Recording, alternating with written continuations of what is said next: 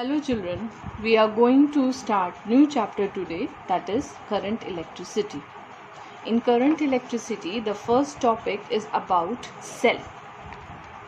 So what is a cell? The first question is, what is a cell?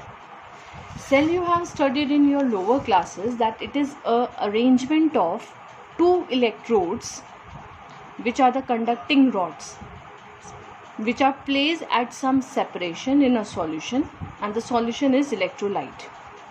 Like if I draw the cell, suppose this is the container which contains the solution. This is a solution, and this solution is called electrolyte.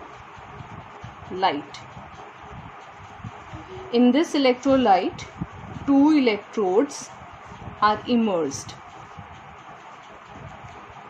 These are the electrodes.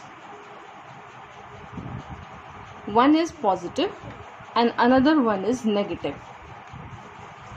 The positive one is called cathode and the negative is called anode. Do you remember? This you have studied in your lower classes. This arrangement of two electrodes immersed in electrolyte is called cell, or it can be called electrochemical cell.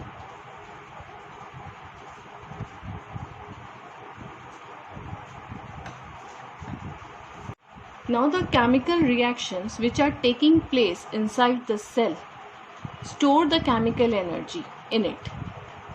Now when we draw the current from the cell, the chemical energy stored in the cell is get converted into the electrical energy. Fine. So the question can be asked, what type of energy conversion takes place in a cell? The chemical energy is converted into electrical energy whenever the current is drawn from the cell. Okay. Now there are two kinds of cells. One is the primary cell and another one is the secondary cell. Primary cells. These cells provide current as a result of irreversible chemical reactions. The chemical reactions which are taking place inside the primary cell are irreversible in nature. Irreversible means that they can be converted from the reactant side to the product side, but not product side to the reactant side. Fine. So these cells are use and throw type. Once they are completely used, they cannot be recharged. They are discarded after use. Alright.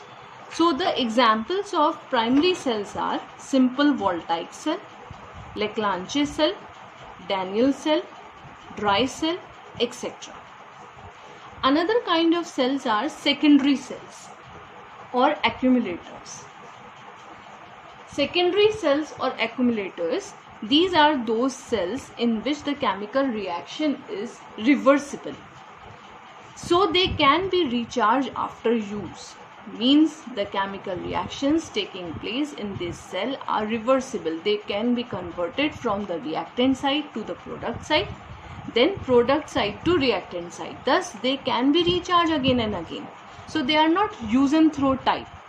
They, once current is drawn from them, they are completely used, then they can be recharged again. Like the mobile batteries. The mobile batteries are secondary cells. Like the inverter batteries we have at home, those are also secondary cells. But the simple cells which we used in the remotes of a TV, those are primary cells. They cannot be recharged. Once they are used, we have to throw them. We cannot recharge them.